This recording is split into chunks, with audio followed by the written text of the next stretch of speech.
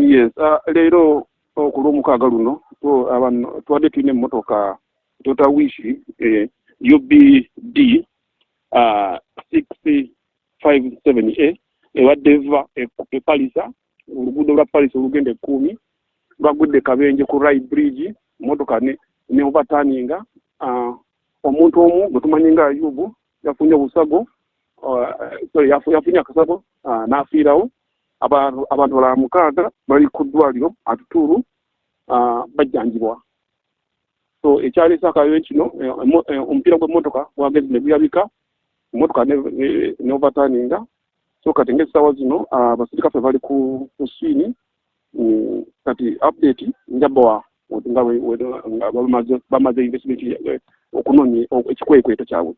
Emu ku mmotoka ezabadde zijja okutwegattako yabaddemu abakulembeze baffe ne ba mobilizers baffe, yafunye akabenje era tutegeddeko nti omu ku bakansala baffe okuva e Kawempe ayitibwa Yakub Kikundu afudde. Ne tufuna n'amawulire nti omu ku mobilizers baffe okuva Iganga ayitibwa Dennis Waiswa naye afudde mu kabenje kano, era n'abantu baffe abalala bafunye ebisago. Kansala Nusifa ne bannaffe abalala mulimu n'amawulire omu, naye twasobodde okubira abantu baffe abalala, ambulances ne zigendawo ne zibajjawo ne zibatwala mu ddwaliro, era tutegeddeko nti bannaffe bano abalala bagenda bastabilizinga, kati tubasabire basobole okusuuka, naye kitalo ddala olw'amawulire gano ge tufunye.